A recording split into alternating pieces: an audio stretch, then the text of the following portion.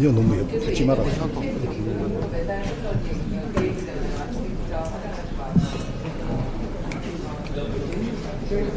네, 잠시 후 행사가 시작될 예정입니다. 모두 자리를 정돈해 주시기 바랍니다. 원활한 행사 진행을 위해 소지하고 계신 휴대폰은 진동을 해주시거나 잠시 꺼주시기 바랍니다.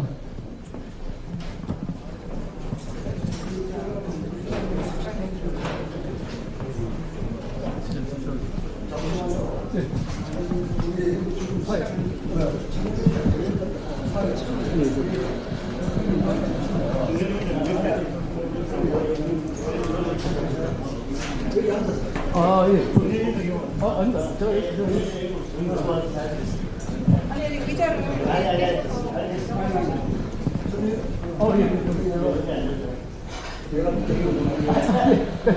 아니, 의자를.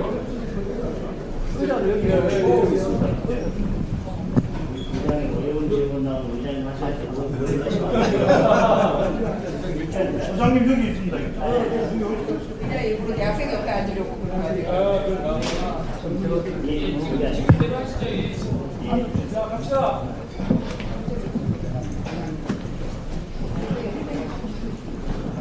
네, 지금부터 행사를 시작하도록 하겠습니다. 안녕하십니까. 저는 사회를 맡은 부산시당 박창현 위원장입니다. 네, 반갑습니다.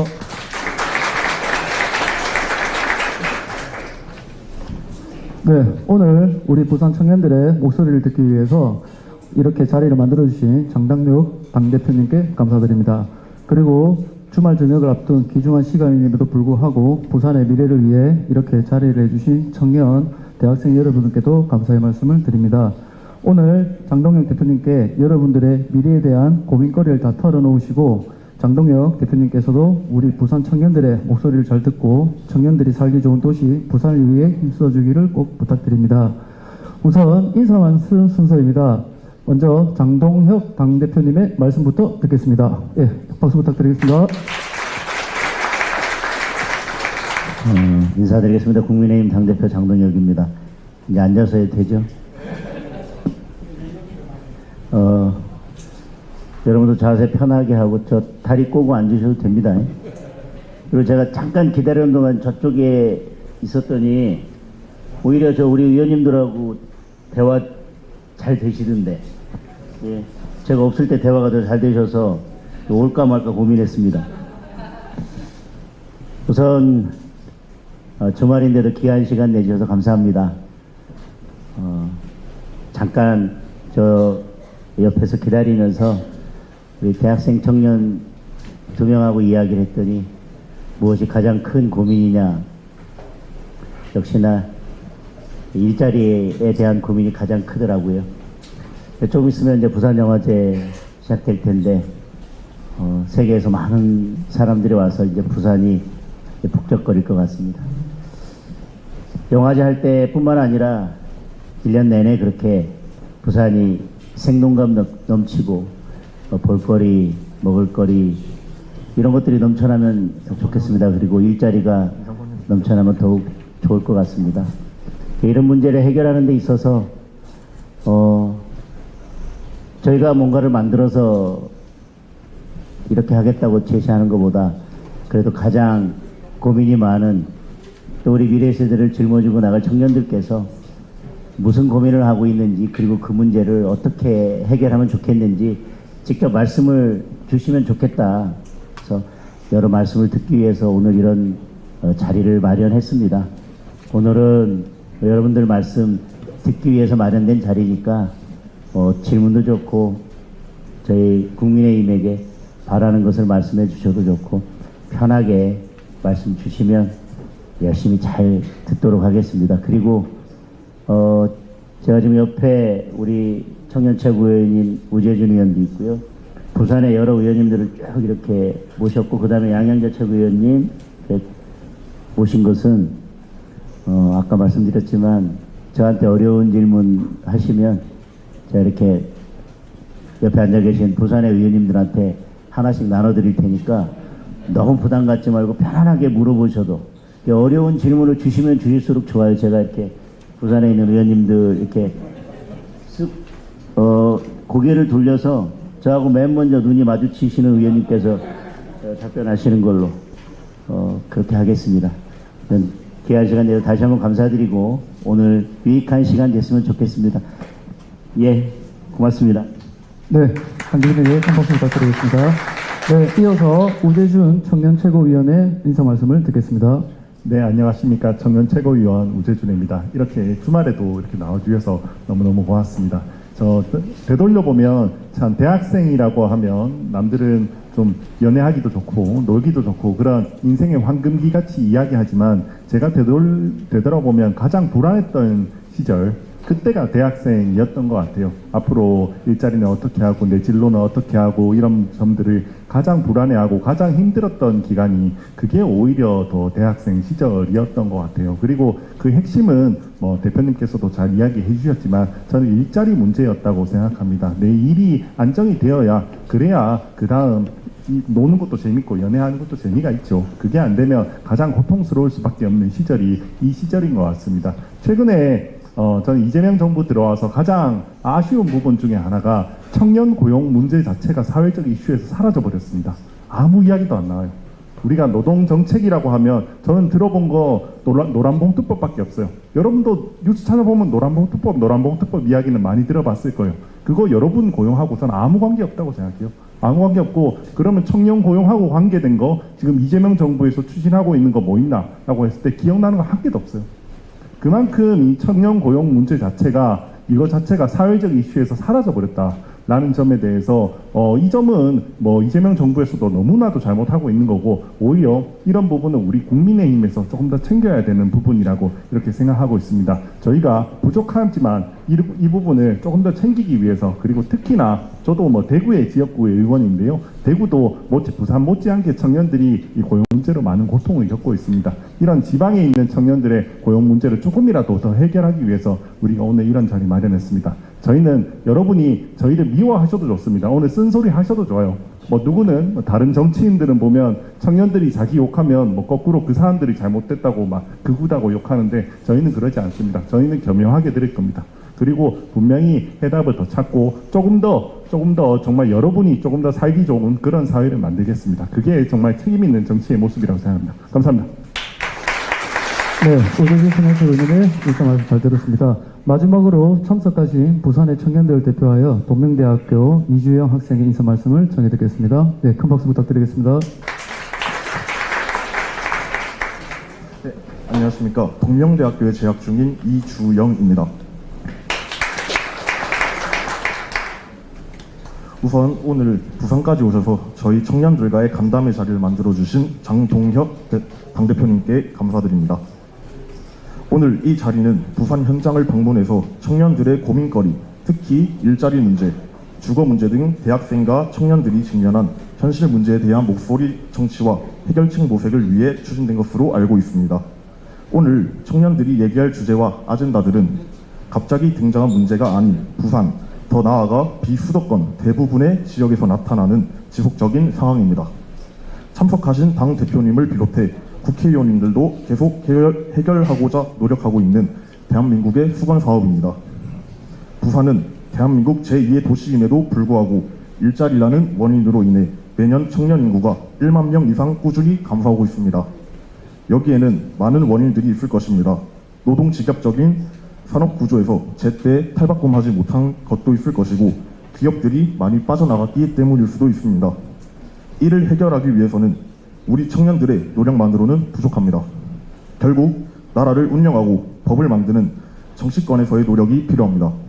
대표님, 오늘 청년들의 이야기를 잘 들어주시고 꼭 중앙 차원에서 비수도권 청년들의 고민을 해결할 수 있는 여러 정책과 사업들을 만들어 주시기를 간곡히 부탁드립니다.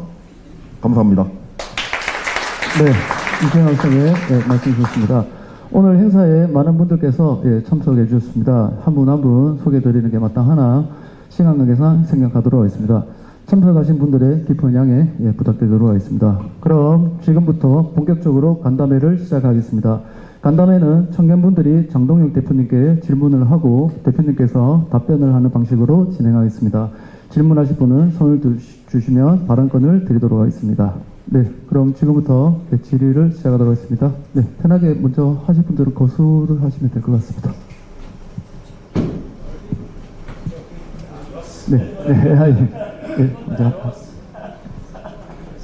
안녕하십니까. 저는 국립부경대학교에 재학하고 있는 최혜민입니다. 우선 이제 대표님께서는 당의 미래를 결정해야 할 중요한 시점에 당대표로 선출이 되셨는데, 이제 어찌 보면은 미래 세대의 주역이라고 할 수 있는 저희 2030 세대를 위한 청년 정책을 함께 고민해야 하는 것이 마땅하다고 생각합니다. 그래서 대표님께서 혹시 저희 청년들을 위한 정책을 구상하고 계시다면 어떤 방향으로 생각하고 계신지 여쭙고 싶습니다. 우선 질문보다 목소리에 압도돼가지고 제가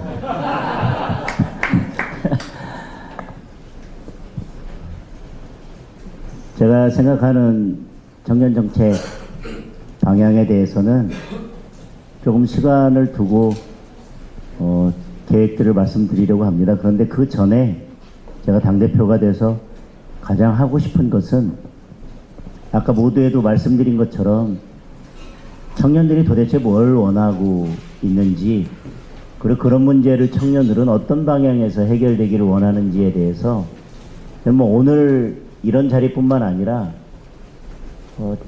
자주 듣고 자주 대화를 하고 싶어요. 그래서 최근까지 제가 당대표되고 한 2주 정도 지나면서 우리 지도부에 있는 여러분들과 한번 머리를 맞대고 고민을 해봤는데, 그래서 우리 청년들이 참여하는 쓴소리위원회를 만들겠다 계획을 하고 있습니다. 그래서 우리 청년들이 지금 무엇 때문에 힘들어하고 있는지, 어떤 정책들을 해주기를 바라는지 좀 직접 듣고 그런 것들을 저희 국민의힘에서 구체적인 정책으로 만들고 또 예산에 반영하고 또 법으로 만들어내고 하는 일들을 하고 싶다는 생각을 했습니다. 그래서 제가 청년 정책의 큰 틀을 만들어가는 데 있어서 쓴소리위원회가 만들어지면 여기 계신 분들 중에 적어도 세 분은 의무적으로 참여를 하셔야 된다. 그래서 오늘 가시기 전에 이렇게 쓴소리위원회가 만들어지면 어떤 분들이 참여하실지 저희한테 알려주시고 가시면 좋겠습니다. 그래서 저희가 아까 말씀드린 만들어드리는 정책이 아니라 청년들이 직접 만들고 제안하는 그런 정책이 됐으면 좋겠다, 그런 생각을 가지고 있습니다. 네, 당대표님의 좋은 말씀하셨습니다. 이어서 계속 질의하실 학생분들은 편하게, 네, 여기 끝에 있는 학생분. 네. 안녕하십니까. 국립부경대에 재학 중인 박원재라고 합니다. 대표님께 질문드릴 게 있습니다. 부산에 현재 이제 1만여 명의 대학생들이 지금 유출되고 있습니다. 그렇다면 어떤 문제점을 가지고 있는지, 그리고 그 문제점을 해결하기 위한 방안이 무엇이 있는지 궁금합니다. 아니, 이 간담회를 계획한 지 얼마 안 됐는데 거의 한 달 전부터 질문들을 준비하신 것처럼 이렇게 어려운데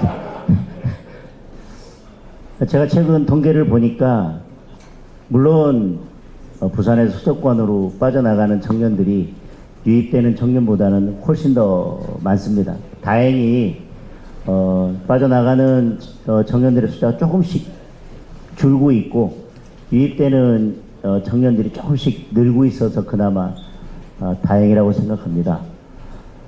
부산이 직면하고 있는 이 청년 인구 감소의 문제, 자연적으로 감소하는 것도 있고 부산 지역 같은 경우는 수도권으로 빠져나가는 청년들이 많아서 큰 고민일 것 같습니다.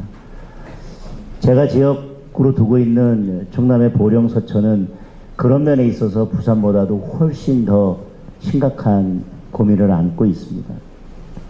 그럼에도 불구하고 저는 그런 문제를 청년의 일자리나 청년 유출 문제를 가장 그래도 해결해 낼 수 있는 가능성을 가진 도시가 저는 부산이라고 생각합니다. 생각해 보신다면 수도권으로 빠져나가는 인구 유출의 문제를 부산에서 해결하지 못한다면 대한민국의 대부분의 도시들은 그 문제를 사실 해결할 수 없을 것입니다. 저는 그 문제를 해결하는 데 있어서 제가 큰 틀에서 생각하는 것은 저는 완전한 지방 분권입니다. 그 지역에 맞는 자율성을 가지고 그리고 그 지역에 맞는 맞춤형 정책을 할 수 있는 그 지역만 가지고 있는 색깔을 가지고 그 지역만의 정책을 담아낼 수 있도록 예산이나 모든 것들에 대해서 자율성을 가질 수 있는 완전한 지방 분권이 될 때 그래도 우리 부산 같은 지역들이 새롭게 숨쉬면서 도약할 수 있는 기반이 마련된다고 생각을 합니다. 부산은 그나마 덜하지만 제가 지역으로 두고 있는 충남 지역 같은 경우는 가장 큰 문제는 격차 때문에 문제가 발생합니다. 기업이 오고 싶어도 많은 분들이 그 지역에 일자리가 생겨도 그 일자리를 제외하고 나면 나머지 부분에 있어서는 별로 매력적인 게 없습니다. 교육 격차가 있어서 자녀들을 교육시키기에 다른 곳과 비교했을 때 너무 불리한 조건들을 가지고 있고요. 주말에 가족들이 어디 가서 문화 공연을 보고 싶어도 그런 문화 공연을 누릴 수 있는 곳이 거의 없습니다. 그리고 또 자녀를 키우는 데 있어서 의료 격차가 가장 심각한 문제이기도 합니다. 그런 문제들을 알고 있기 때문에 젊은 분들이 와서 거기에서 일자리만 있다고 해서 되는 것이 아니라 다른 그런 교육, 의료, 문화 이런 인프라가 받쳐주지 않기 때문에 삶의 질이 떨어지기 때문에 젊은 분들이 오질 않습니다. 젊은 인재가 없기 때문에 기업은 오고 싶어도 뭐 다른 세제 혜택이나 어떤 혜택을 준다 하더라도 사람이 없기 때문에 그 지역에 올 수 없습니다. 그래서 저는 지역의 인구가 수도권으로 유출되는 문제를 막기 위해서는 저는 이런 격차가 해소되지 않으면 그 문제를 근본적으로 해결하기 어렵다고 생각합니다. 그래서 그 문제를 해결하는 방법 중에 하나는 저는 완전한 지방 분권이다. 뭐 그렇게 큰 틀에서 말씀드릴 수 있을 것 같고요.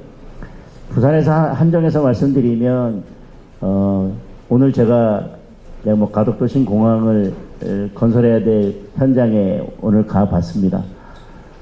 저는 그래도 부산에는 젊은 청년들이 있고 그래도 부산에서 제가 보니까 역시 통계를 보니까 우리 대학생들 중에 부산에서 정주하고 싶은 의지를 가진 분들이 훨씬 더 많더라고요. 이 좋은 일자리만 있다면. 그래서 저는 아까 말씀드린 것처럼 그런 문제를 해결하는 데 있어서 부산이 대한민국에서 모델이 돼야 되지 않나. 그래서 첨단 산업을 이끌어가는 기업들이 부산에 오고 그래서 부산의 젊은 인재들이 부산에서 일자리를 갖고 생활할 수 있도록 하는 다른 지역에 비해서는 의료나 문화나 교육이나 이런 격차가 제가 있는 충남이나 이런 지역보다는 그래도 부산은 수도권계 격차가 많이 좁혀져 있기 때문에 전 좋은 기업들이 온다면 충분히 그래도 부산은 그런 문제를 해결해 나가기에 좋은 도시라고 생각합니다. 그래서 이런 공항 인프라 하늘길이 열려서 바닷길과 함께 부산이 정말 명실상부한 글로벌 물류 도시가 된다면 저는 부산은 새로운 가능성을 가진 도시로 발전할 수 있다고 생각을 하고 제가 부산의 여러 산업들을 봤더니 그동안 해양 물류가 중심이 되어 있긴 했는데 지금 각 다른 지역들은 미래 첨단 산업들을 유치해서 미래 먹거리를 어떻게 가져갈지에 대한 고민들을 하고 있는데 부산이 문화 콘텐츠에 대한 관심은 있지만 그거 외에 지금 미래 산업을 이끌어갈 첨단 산업에 대해서 부산이 이것을 집중 육성하겠다고 하는 미래 산업을 어떻게 선점해서 끌고 갈지에 대한 것이 보이지 않아서 이제 부산만의 미래 산업, 미래 먹거리 산업을 빨리 선점해서 유치하고 그 인프라를 만들어갈 필요가 있다는 생각도 했습니다. 네, 당 대표님의 정보 말씀 잘 듣습니다. 네, 이어서 계속 질의하실 학생분 있으시면 거수 부탁드리겠습니다. 네. 기억하시면 될 것 같습니다. 안녕하십니까. 국립부경대학교에 재학 중인 기도현이라고 합니다. 대표님께서는 최근 부산 최대 수건인 해양수산부 이전 문제에 대해 어떻게 생각하고 계신지 궁금합니다.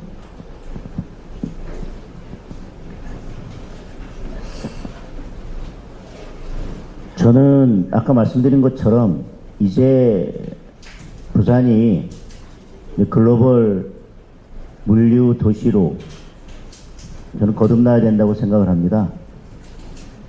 그러기 위해서는 기본적으로 지금 그 해양을 중심으로 해왔던 물류 산업들이 기본이 되고, 저는 뭐 아까 말씀드렸던 뭐 하늘길도 열려서 거기에 더해져야 된다고 생각을 하지만, 중요한 건 지금 해양수산부 이전이 부산에 새로운 도약을 가져오려면 단순히 해수부라는 부처만 옮겨오는 것이 아니라 그 기능이 더 강화되고 역할이 재조정돼서 부산을 명실상부한 글로벌 해양 허브 도시로 만들 수 있는 그 기능을 함께 가지고 와야 된다고 생각을 합니다. 이 정부에서 해수부 이전을 약속하면서 그런 기능과 역할을 재조정하겠다. 그리고 이 해양 수산 분야를 담당할 수 있는 차관을 따로 신설하겠다라고 약속을 했지만, 지금 해수부 이전에 있어서 그 약속은 보이지 않고 있습니다.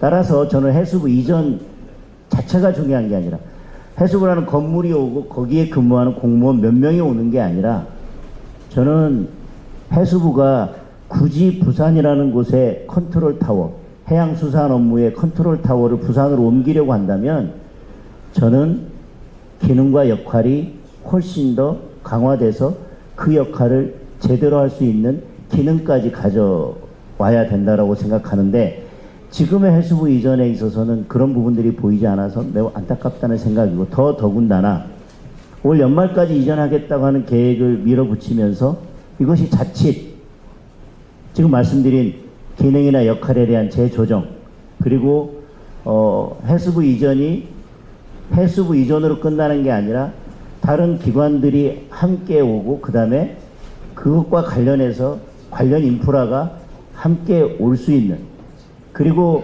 해수부가 와서 결국은 부산을 해양 글로벌 허브 도시로 만든다면, 저는 금융이 함께 오지 않으면 안 된다라고 생각하거든요. 산업은행 이전부터 시작해서. 저는 그런 것들이 함께 고려되어서 해수부 이전이 논의가 돼야 진정한 부산 발전을 이룰 수 있다고 생각을 합니다. 그래서 내일은 지금 해수부 이전이 예정되어 있는 곳에 가서 지금 진행 상황을 지켜볼 것인데, 국민의힘에서는 해수부 이전에 대해서 적극 지원하고 저희들이 해수부 이전 추진에 대해서 적극 협력하겠습니다.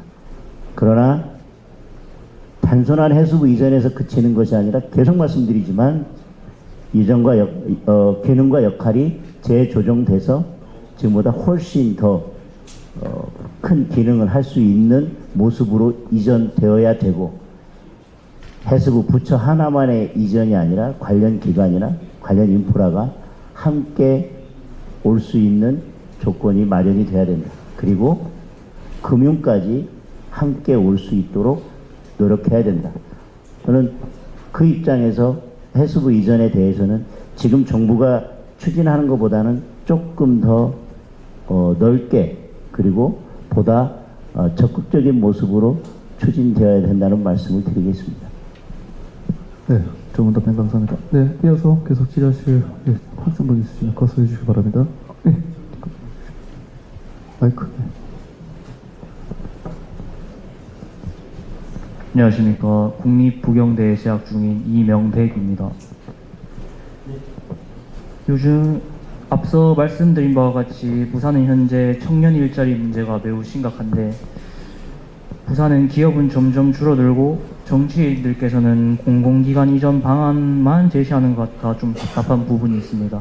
이에 대해 당대표가 님께서 어떻게 생각하는지 좀 궁금합니다. 해수부 이전과 관련해서도 그와 비슷한 말씀을 드렸습니다. 우리가 정부 부처나 공공기관 이전은 그래도 국가 주도로 추진하면 가능한 분야이기 때문에 말씀하신 것처럼 정부는 그런 거에 우선 집중하는 것 같습니다. 그러나 공공기관이나 정부 부처의 이전만으로는 제대로 된 지역 발전과 국가 균형 발전을 이룰 수 없기 때문에 아까 말씀드린 것처럼 완전한 분권과 함께 저는 지역의 인프라가 같이 완성되지 않으면 일자리나 여러 청년들이 고민하는 문제들을 해결할 수 없다고 생각을 합니다.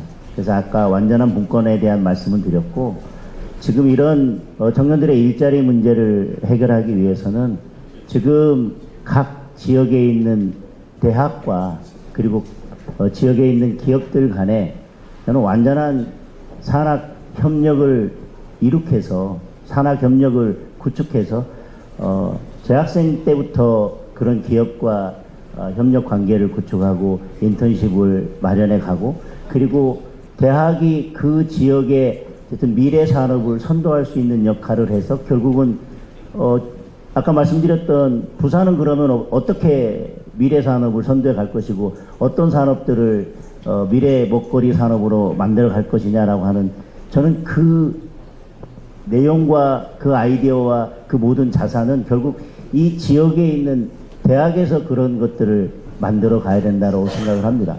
그래서 저는 국가에서 각 지역별로 저는 미래 첨단 산업의 클러스터들을 만들고 그 클러스터들과 함께 그 지역에 있는 대학들이 같이 협력 체제를 구축해 나가고, 그래서 그 대학들의 인재가 그 산업 현장으로 가서 함께 일할 수 있는 그런 선순환 구조를 만드는 것도 지역의 일자리를 해결하는 방안 중에 하나라고 생각을 하고 있습니다.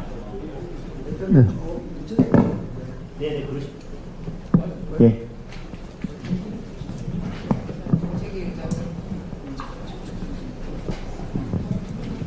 네, 반갑습니다.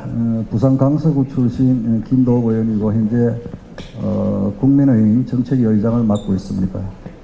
아무래도 우리 부산에서 학교를 다니고 있는 여러분들께서는 집에서 좋은 직장을 가지고 엄마 밥 먹으면서 직장 다니고 엄마 아버지 옆에서 결혼도 하고 아마 이러고 싶을 것 같고, 그래서 저희들이 걱정도 많이 하고 앞으로 어떻게 해결할 것인가 몰두하고 있습니다.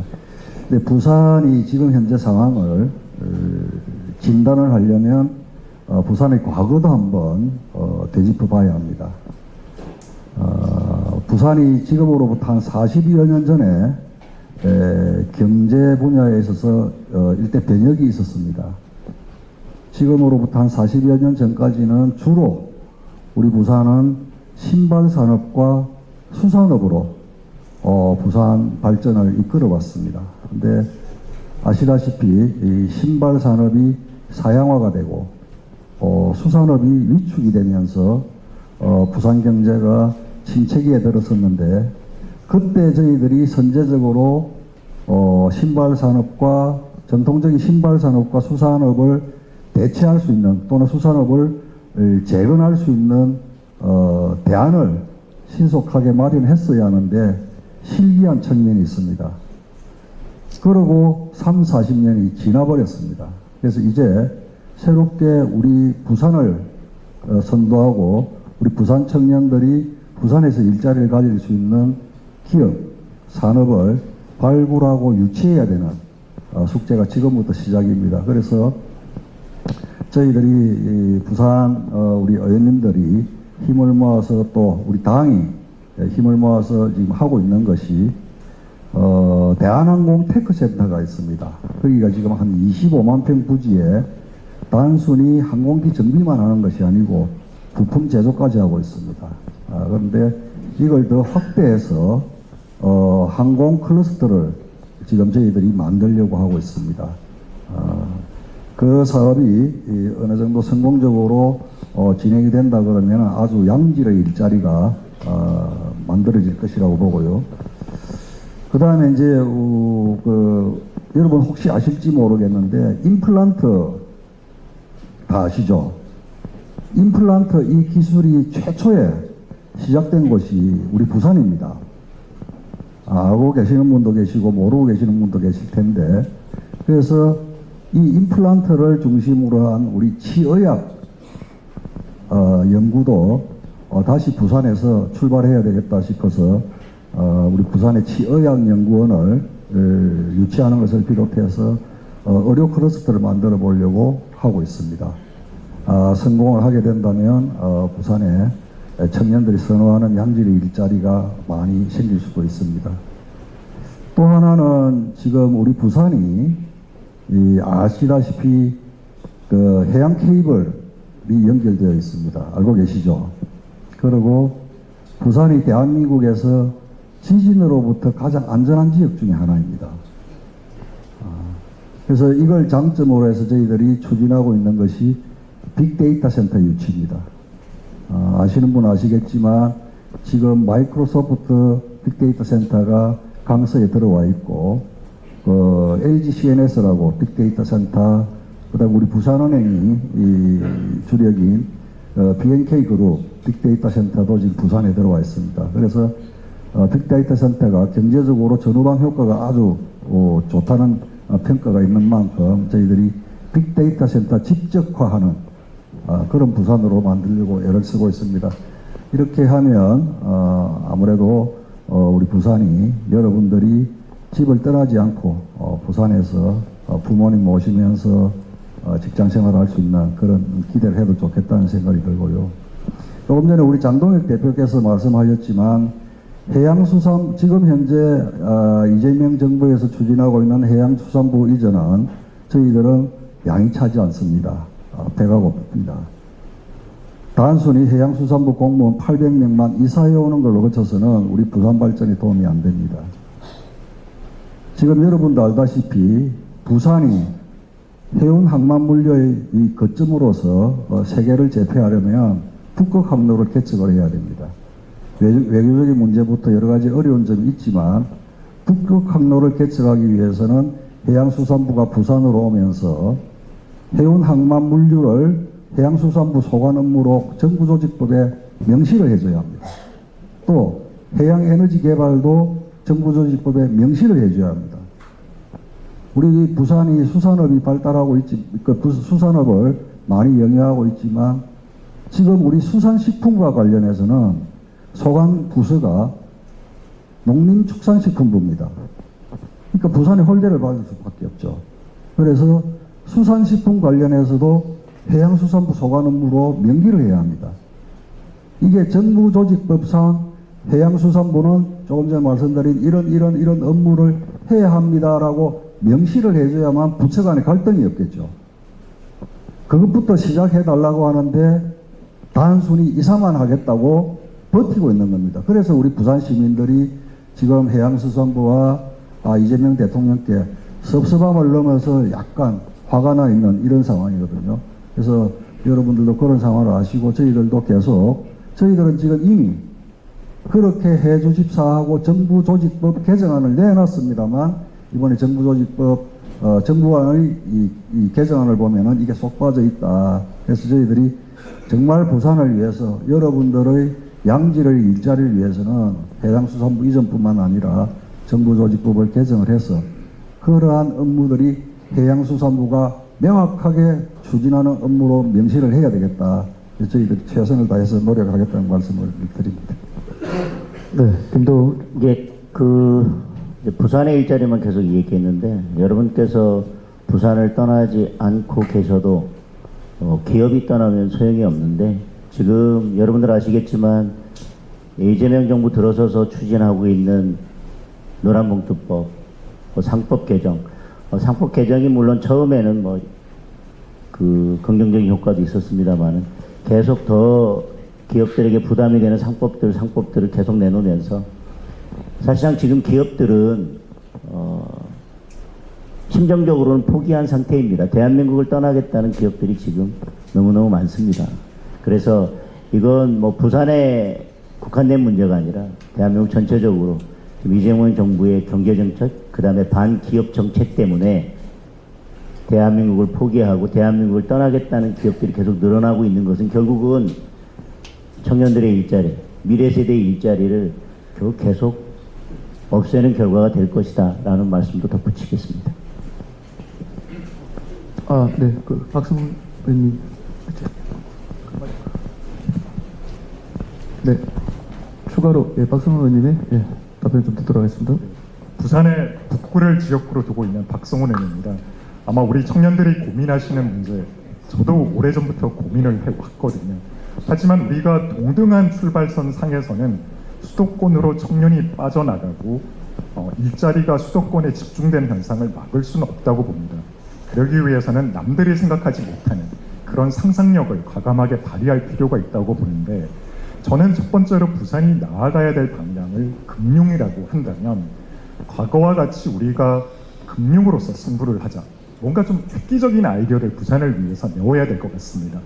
저는 그게 부산에 다른 지역이 하지 못하는 영미법이 적용된 그런 특구를 만들어야 된다고 생각을 합니다. 왜냐하면 지금 166개의 외국계 은행 본점이 164개가 서울에 있고요. 한 군데가 경기에 있고 또 하나가 인천에 있을 겁니다. 부산에 있는 은행은 중국 상공은행 지점 하나만 지금 남아 있습니다. 제가 경제부시장 시절에 6개의 외국계 금융기관에 유치를 했습니다만은 지금 다 떠나갔습니다. 그 이유가 부산이 가지고 있는 장점을 극대화하지 못하는 것.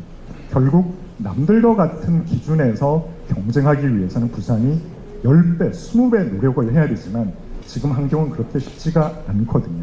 그래서 우리 대표님께서 남들이 생각하지 못하는 아이디어 이런 거 굉장히 주문을 많이 하시기 때문에 외국계 은행이 부산에 투자할 수 있는 그런 영미법이 적용되는 특구를 부산에 만드는 것도 하나의 정치적 상상력으로서 설명할 수 있을 것 같습니다. 또 하나의 구체적인 툴을 말씀을 드리면 부산이 블록체인과 관련해가지고 규제자유 특구로 이미 4년 전에 지정이 됐고 그러한 기반 하에서 많은 파생사업 모델을 만들어가고 있습니다. 지금 청년들이 꿈꾸는 금융과 관련되는 미래도 결국 블록체인 기반에서 다양한 미래를 그려나갈 수 있다고 생각을 합니다. 그래서 다른 지역이 하지 못하는 그런 인프라를 최대한 발휘하기 위해서는 부산이 그동안 갈고 닦아온 블록체인을 기반으로 하는 다양한 사업 모델들을 정부와 지자체 그리고 학계가 같이 아이디어를 내고 머리를 맞댄다라고 하면 지금까지 만들지 못했던 우리 청년들, 부산의 청년들을 위한 일자리도 만들어낼 수 있다고 생각을 하고요. 특히나 제 옆에 삼성전자 출신의 양영자 최고위원님이 계시기 때문에 이와 관련되는 구체적인 아이디어를 조금 더 말씀해 주실 수 있을 것 같습니다. 사실 2022년도에 제가 국민의힘 반도체 산업특별위원회 위원장이었습니다. 그때 통과된 법이 국가첨단전략산업법이라고 있어요. 그때 그 부산이 지정된 게 동부선의 마운틴밸리는 이제 전력 반도체 관련해서, 그리고 2차 전지, 그다음에 동부산에는 수영강 벨트, 그러니까 지역별로 굉장히 많은 그 국가 첨단 전략 클러스터로 지정이 됐거든요. 동부산에는 아까 말씀하셨던 그 블록체인, 메타버스, 그다음에 그 XR, 그리고 원도심에는 스타트업 벨트, 영도 북항에는 부스트 벨트, 서부산에는 낙동강 벨트, 이렇게 해서 바이오 또 미래 산업이 구축될 수 있는 국가 첨단 전략 산업법이 되었는데, 이제 우리 장동훈 대표님이 새로 오셔서 이게 이제 반도체 특별법의 그 다음 버전으로 통과가 되면 바로 그것들이 진행될 수 있을 겁니다. 네, 지금까지는 우리가 조선업, 선박업이었는데 우리 그 청년들이 원하는 산업은 금방 말씀하셨던 금융, 그다음에 IT, 그리고 AI 이런 쪽이거든요. 그래서 그런 쪽으로 하려면 우리 부산이 조금 더 첨단 산업에 있어서 우리 국민의힘이 더 집중적으로 지원을 한다면 저 여러분의 미래는 밝다고 생각합니다. 네. 네, 또 대답하시고 마이크를 저쪽으로. 예. 예, 반갑습니다. 부산 사상구에 지역구를 둔 김대식 의원입니다. 제가 작년까지 대학에서 몸담았고 대학 총장을 하다가 국회로 왔기 때문에 그렇습니다. 사실은 여기 우리 장동혁 대표님부터 시작해서 여기에 계신 우리 의원님들, 우리 최고위원님들 한 분 한 분이 정말 이 자리까지 오기까지는 꾸준한 도전을 했지 않겠습니까? 도전하고 꿈을 가졌지 않겠습니까? 그렇죠? 여러분들은 과거, 현재, 미래가 있는데 미래를 우리가 지향을 해야 됩니다. 그러니까 청년 일자리를 가지고 여기서 지금 우리가 토론을 하는데 그러면 일자리가 어떻게 만들어지느냐? 앞으로 일자리는 여러분들 가면 갈수록 일자리가 없어질 겁니다. 발상의 전환을 해야 돼요. 저는 늘 여러분들 청년들에게 이야기를 하는데 꼭 좋은 일자리, 왜 머리 좋은 사람들이 다 공무원 가야 됩니까? 왜 머리 좋은 사람들이 다 의사가 돼야 됩니까? 이건 아니죠. 그럼 속은 누가 캡니까?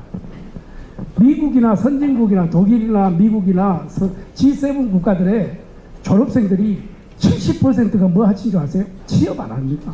도전하는 겁니다. 벤처를 하는 겁니다. 여러분들이 청년, 젊음이라는 두 글자를 가지고 도전을 해야 됩니다.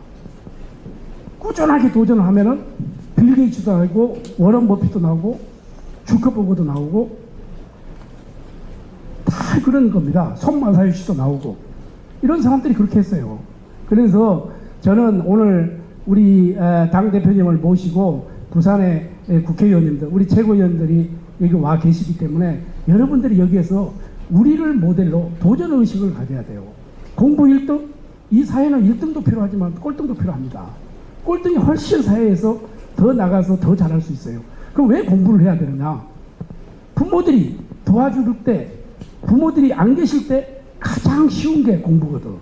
그렇지 않겠어요? 여기에서 카페에서 아르바이트 1시간 10,000원씩 받고 100시간 해보세요. 100만 원이잖아요. 200시간만 200만 원이잖아요. 그럼 죽어요. 돈은 뭐로 버느냐?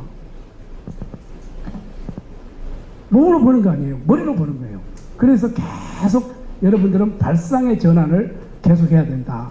나는 취업하지 않고 내가 벤처를 한번 해보겠다. 꾸준하게 이때 대학생 때 도전하지 않으면 결코 미래가 보일 수 없어요. 그래서 저는 우리 오늘 모처럼 우리 당대표님 모시고 타운 미팅 홀처럼 이게 일자리 창출 이런 부분이기 때문에 부산에 대학이 몇 개인 줄 아세요? 사전제가 13개가 있고 전문대가 9개가 있고 사이버 대학이 2개가 있고 23개가 있어요. 너무 대학도 많아. 그렇기 때문에 꼭 굳이 대학을 가야 된다. 대학을 도전해야 된다. 하는 것은 일자리 때문에 그런 거 아니겠어요? 그런 점에서 여러분들이 이 대학생할 때 반드시 벤처를 한번 해보겠다. 이런 것을 한번 해보세요. 부산에서 커피 산업을 가지고 또 성공한 사람도 있잖아요. 여러 개 있어요. 이제 그런 부분을 저는 오늘 꼭 이게 좀 우리 대학생들에게 좀 당부해보고 싶은 그런 이야기예요. 1000번을 흔들려야 어른이 된다. 그거는 그냥 이야기야. 흔들리지 않고 피는 꽃은 없습니다. 그래서 여러분들이 항상 도전하고 실패하고 이렇게 해서 꾸준하게 한번 도전의식을 가십시오. 그러면은 여러분들이 훌륭한 사람들이 될 것이다. 저는 이런 당부의 말씀을 한번 드립니다. 네, 감사합니다. 김대중 좋은 말씀 해주셨는데 그러면 이제 우리 정치인들이 해야 될 일이 있는 것 같습니다. 여러분들이 도전할 수 있는 환경을 만들어 주는 것, 그리고 도전했다 실패하더라도 다시 일어설 수 있는 발판을 만들어 드리는 것, 그게 저희 정치인들이 해야 될 일이라고 생각합니다. 오늘 도전을 주문했으니까요. 저희들도 여러분들이 도전할 수 있는 환경을 어떻게 더 잘 만들어 드릴 수 있을까? 도전하다 실패하더라도 다시 일어설 수 있는 발판이 있어서 더 쉽게 도전할 수 있는 그런 환경을 어떻게 만들어 드릴 수 있을까? 더 고민해 보도록 하겠습니다. 네, 소중한 답변 감사합니다. 이어서 그 시간 관계상 질문 2개 정도만 더 받도록 하겠습니다. 네, 질의하신 학생. 제 생각에 질문 아니라도 그냥 저희한테 하고 싶은 말이 있으면 질문 아니라 의견부터 편하게 얘기하세요. 네, 편하게 뭐 질의하신 청년분 있으시면 거소해 주면 감사하겠습니다. 네, 요 끝에 학생.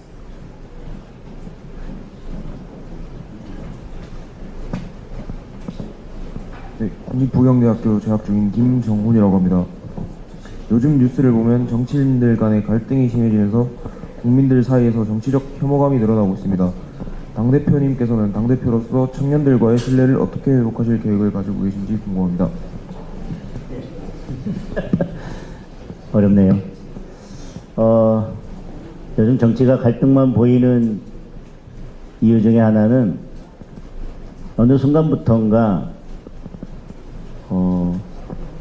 의회 민주주의의 기본 원리가 사라졌기 때문이라고 생각을 합니다. 우리가 초등학교 때부터 계속 배워왔던 의회 민주주의의 기본 원리는 첫 번째가 다수결의 원리고 두 번째는 소수자 보호입니다. 다수결의 원리에 따라서 다수가 모든 것을 독식하는 것은 우리 의회 민주주의가 예정했던 모습이 전혀 아닙니다. 그런데 지금 국회의 모습을 보면 소수자 보호는 없고 다수의 힘의 논리만 있습니다. 그러니 갈등이 벌어지지 않을 수가 없는 상황입니다. 따라서 지금 국민의힘의 의석수가 부족하고 힘의 불균형이 있는 건 어쩔 수 없는 현실이고, 지금 더불어민주당이 절대 변할 것 같지도 않고 자기들이 힘을 가지고 있는 이 상황에서는 양보하면서 소수자를 배려하면서 갈 마음은 전혀 없어 보입니다. 그러니 이 갈등을 끝내는 방법은 하나라고 생각합니다. 국민 여러분들께서 국민의힘에게 힘을 보태주셔서 그 힘이 보태져서 힘의 균형을 이룰 때 저는 협치도 가능하고 타협도 가능하고 서로 대화가 가능해질 거라고 생각합니다. 지금 좀 갈등만 있는 정치 상황이 너무너무 답답하고 보기 싫으시겠지만, 그런데 중요한 것은 정치가 죽으면 국민의 삶이 죽습니다. 정치가 잘 못한다고 여러분들께서 정치를 포기하시면 대한민국은 죽습니다. 싫어도, 어떤 때는 너무 비효율적으로 보여도, 어떤 때는 너무 답답하게 보여도 국민들께서 절대 정치를 포기하지 않으셔야 됩니다. 그런데 이 정치가 그래도 덜 갈등을 빚으면서 서로 타협할 수 있는 저는 유일한 방법, 국민들께서 정말 더불어민주당이 말도 안 되게 일방적으로 나가는 것, 여러분 요즘 이야기하는 그 특별재판부, 그 인민재판부라는 것이 도대체 대한민국 사회에서 가능하기라 합니까? 근데 그런 부분에 대해서는 저는 국민들께서 강하게 질타를 해주셔야 된다고 생각을 하고요. 노란봉투법 말씀드렸고 상법 말씀드렸는데, 그래서 결국은 기업이 떠나가겠다고, 이제 대한민국에서 더 이상 기업을 못하겠다고 할 때 국민들께서 더불어민주당을 강하게 혼내주시지 않으면 저희는 계속 더불어민주당을 향해서 소리치고 싸우자고 달려들고, 그런데 결국은 힘센 더불어민주당한테 뺨싸대기 맞고 우리는 그냥 늘 나가 떨어지는 모습만 계속 반복할 수밖에 없지 않겠습니까? 저는 이 갈등 상황을 끝내고 그래도 정치에 대해서 청년들이 희망을 갖고 미래에 대한 기대를 가지려면 국민들께서 냉철하게 보시고 다수의 힘으로 밀어붙이는 것에 대해서는 좀 국민들께서 엄중한 심판을 해 주셔야 된다고 생각을 합니다. 다른 뭐 대답하실 의견 있으시면? 예. 그럼 이제 시간 관계상 마지막으로 질의 하나 조금 더 받도록 하겠습니다. 뭐 편한 주제도 좋고요. 저 학생. 네, 안녕하십니까. 동명대학교에 재학 중인 유석현입니다. 대표님께 드릴 질문이 있습니다. 현재 월급은 그대로인데 물가와 집값이 너무 많이 올라 과연 집을 살 수 있을지에 대한 고민이 많습니다. 혹시 주거와 관련하여 구상하고 계신 방안이 있으신지 궁금합니다. 주거정책은 너무 어려운 주제인데요. 저는 공급이 따르지 않고서는 주택가격을 내리는 것은 사실상 쉽지 않다고 생각을 합니다. 그리고 우리 청년들이 결혼을 생각할 때, 그리고 결혼을 했을 때, 그리고 자녀를 낳을 때, 그리고 자녀를 2명, 3명 낳을 때, 저는 그 단계마다 국가에서 필요한 전폭적인 지원을 또 함께 해야 된다고 생각을 합니다. 그리고 주택 공급은 저는 공급자 중심이 아니라 지금 최근에 이재명 정부에서 발표한 주택 공급 정책은 공급자 중심입니다. 수요자 중심이 되어야 된다고 생각합니다. 모두 다 스마트폰, 최신 스마트폰을 갖고 싶은데 공중전화만 잔뜩 늘려가지고 그게 되겠습니까? 국민들이 어떤 곳에서, 어떤 주택에서 어떻게 살아가고 싶은지에 대한 수요를 정확하게 파악해서 저는 수요자 중심의 주택 공급이 이루어져야 된다고 생각합니다. 그런데 가장 큰 문제는 월급은 그대로인데 집값은 계속 올라가는 이 현상, 두 가지 점에서 저는 심각한 문제가 있다고 생각을 합니다. 지금 이 정부는 계속해서 현금을 뿌리고 있습니다. 현금을 뿌리면 월급은 그대로인데 물가는 계속해서 올라가고 집값도 계속해서 올라가고 내 월급은 그대로인데 내 월급의 실제 가치는 계속 떨어지게 될 것입니다. 그런데 더 큰 문제는 이미 영국과 독일이 그런 경험을 하고 있습니다. 퍼주는 정책 때문에 지금 여러분과 같은 미래 세대, 젊은 세대들이 그 이전에 퍼줬던 빚을 갚기 위해서 자기 월급의 반 이상을 쓰는 상황이 벌써 독일과 영국에서는 벌어지고 있습니다. 월급은 그대로인데 계속 퍼주다 보면 여러분들의 실제 월급, 돈의 가치는 계속 떨어지고 가용소득은 계속 줄게 되고, 그런데 거기에 퍼주는 것 때문에 여러분들의 미래 세대 빚이 계속 늘어나서 여러분들이 이제 계속 직장생활하면서 여러분들이 벌고 여러분들이 땀 흘려 번 돈을 여러분들의 삶에 쓰는 게 아니라 그 앞선 세대들이 퍼주고 그냥 펑펑 썼던 그 나랏빚 갚기 위해서 여러분들의 월급의 반 이상을 써야 되는 상황이 곧 오게 될 것입니다. 그런데 이 정부는 빚이 뭐가 문제냐고 합니다. 퍼주는 게 뭐가 문제냐고 합니다. 당장 퍼져서 경제가 돌아갈 수만 있다면 뭐가 문제냐고 이야기합니다. 경제가 그렇게 쉽다면, 그렇게 돈 퍼줘서 해결할 수 있다면 누가 경제를 잘 못하겠습니까? 기업 다 죽여놓고 말로만 코스피 5천 얘기하면 코스피 5천 올라간다면 세계 어느 나라가 주가가 올라가지 않겠습니까? 주택에 대한 말씀을 드리다 너무 이렇게 열받아가지고 너무 나갔는데, 저는 주택에 대한 제 간단한 입장도 말씀드렸지만 지금 이렇게 계속 퍼주고 미래 세대의 빚을 늘리는 이런 경제정책을 계속 하게 되면 결국은 미래 세대는 집을 구하는 데 쓸 돈이 아무리 벌어도 없게 될 것이라는 말씀을 드리겠습니다.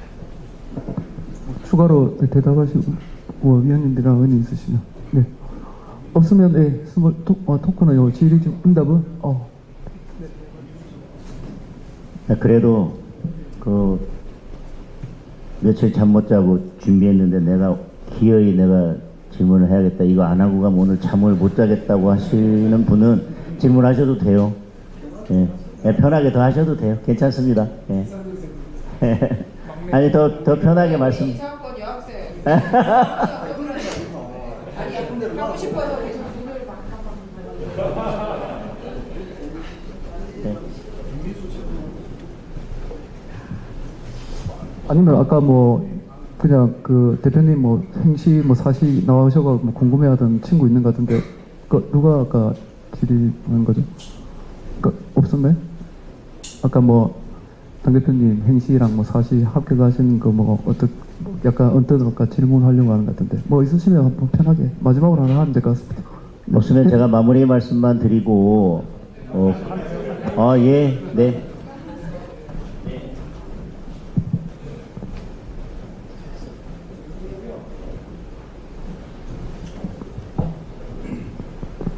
네, 안녕하십니까. 동명대학교에 재학 중인 김민주라고 합니다. 제가 오늘 질문을 못하면 잠을 못 잘 것 같아서 한 말씀 올려드립니다.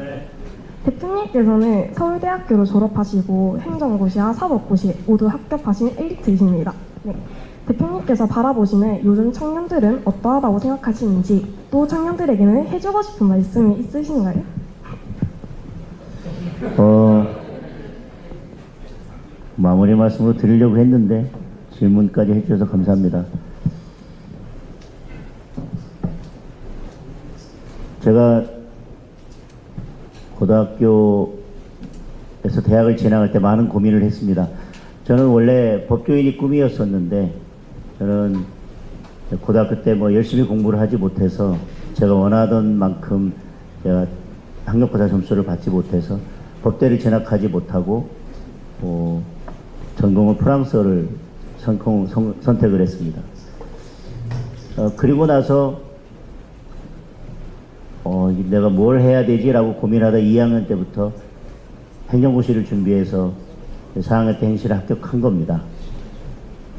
그리고 나서 제가 4학년 졸업을 하는데 제 고등학교 때 저보다 공부를 잘했던 저희 학교에서 독보적인 전교 1등짜리가 저하고 같이 대학 시험을 쳤을 때 대학에 떨어지고 군대 갔다 와서 다시 서울대 법대 1학년으로 입학하고 저는 이제 대학교 4학년 졸업하고 나갔습니다. 제가 그 친구를 보면서 어떤 생각을 하냐면 나는 이제 사회로 나가는데 저 친구 이제 대학교 들어와가지고 언제 대학 4년 다니고 뭐 사법시험 공부 언제 하고 연수원 언제 졸업하고 언제 하냐 이렇게 생각을 했는데 제가 공무원 몇 년 다니고 저는 또 다시 이제 거꾸로 제가 군대 가서 3년 있다가 나왔는데 그 친구가 대학을 졸업하고 사법시험에 합격했다는 이야기를 들었습니다.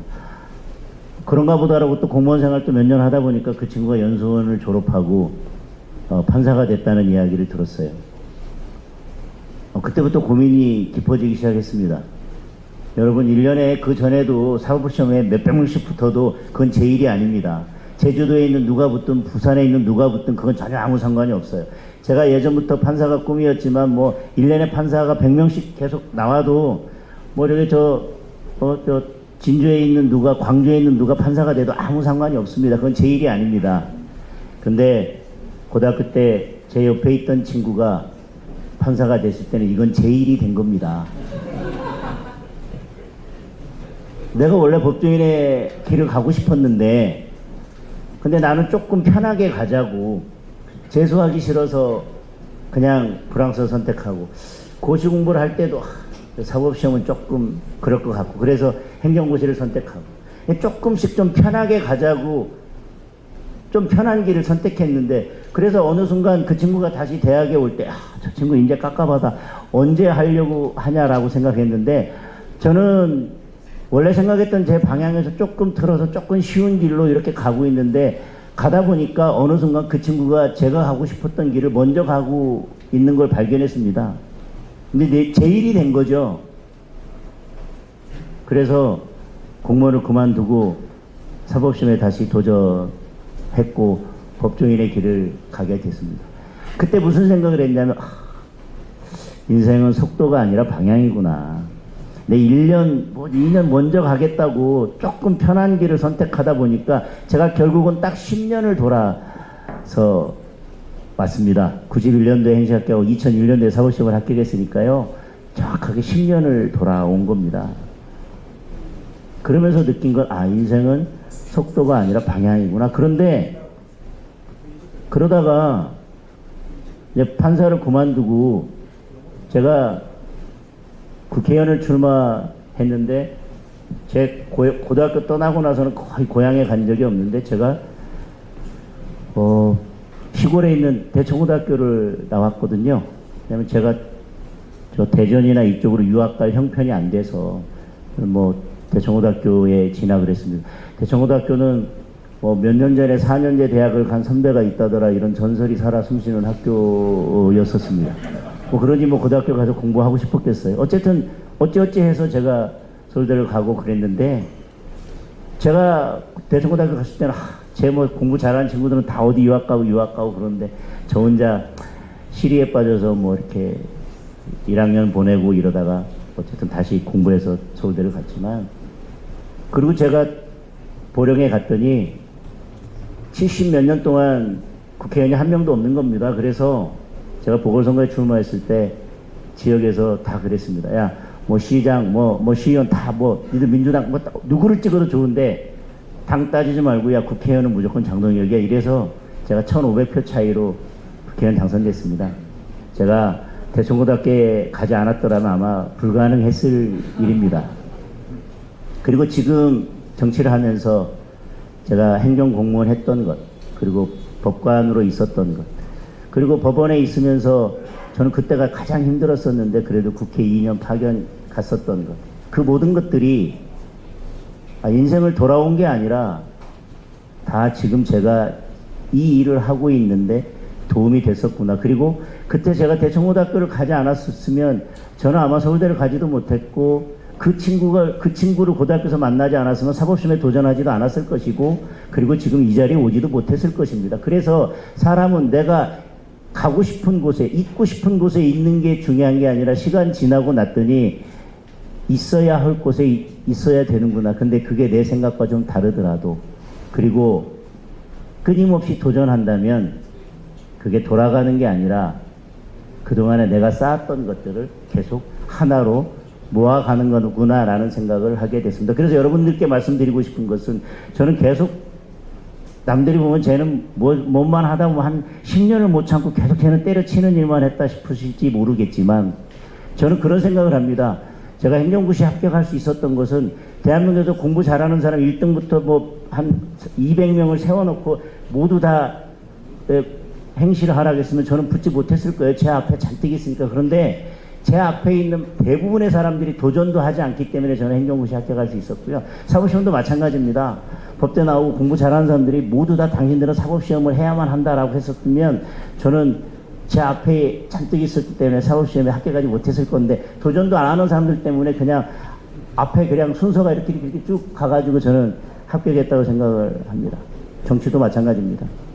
저보다 태생적으로 본투비 정치인인 사람들이 많이 있지만 정치를 도전하지 않기 때문에 제가 이 자리까지 올 수 있었다고 생각합니다. 그래서 제가 여러분들께 말씀드리고 싶은 것은 아까 우리 김혜식 의원님 말씀하신 것입니다. 도전하라는 겁니다. 우리나라 사람들은 대부분 대학을 가면 거기서부터 이제 나는 대학을 왔으니까 이제 그다음부터는 아무렇게나 돼도 된다라고 생각하고 이제 거기서 본인의 도전을 멈추는 사람이 있습니다. 직장을 잡으면 거기에서 본인의 도전을 멈추는 사람이 있습니다. 근데 제가 어떤 생각을 했냐면 사법시험에 합격하고 나서 내가 행시만 하고 이 사시에 도전하지 않았으면 어쩔 뻔했을까라는 생각을 했습니다.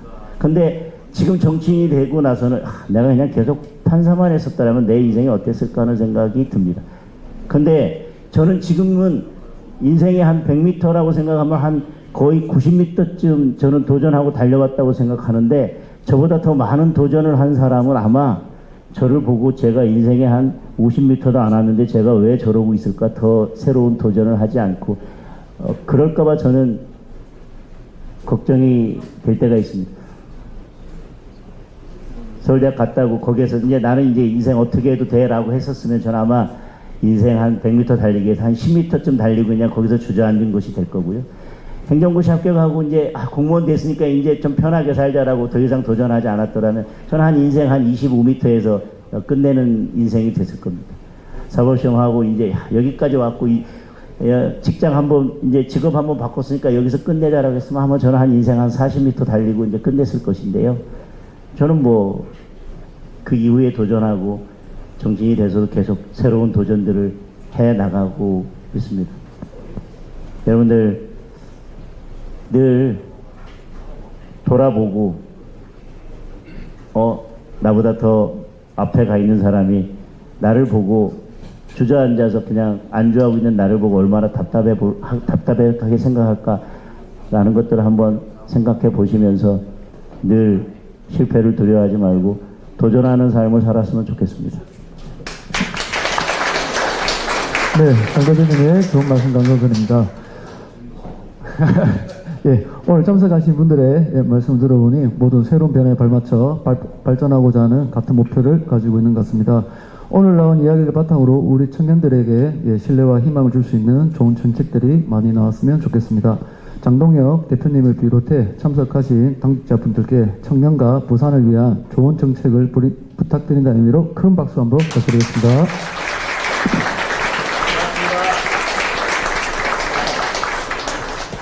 네, 그럼 이상으로 오늘 행사를 마무리할 텐데요. 기념사진 한 장 없이 마무리하는 것은 아쉬울 것 같아서 마지막으로 기념사진 촬영이 있겠습니다. 사진 촬영은 내부에서 하는 것도 좋지만 지금 행사를 하고 있는 이 동원 장부고관이 설립 목적이 글로벌 시대를 이끌어갈 부산 청년들의 큰 꿈을 위해서 설립된 건물인 만큼 행사장 밖에 잠시만 이동하셔가지고 우리 참석하신 내빈분들과 청년분들께서 이동하시면 감사하겠습니다. 네, 이상으로 오늘 행사를 모두 마치겠습니다.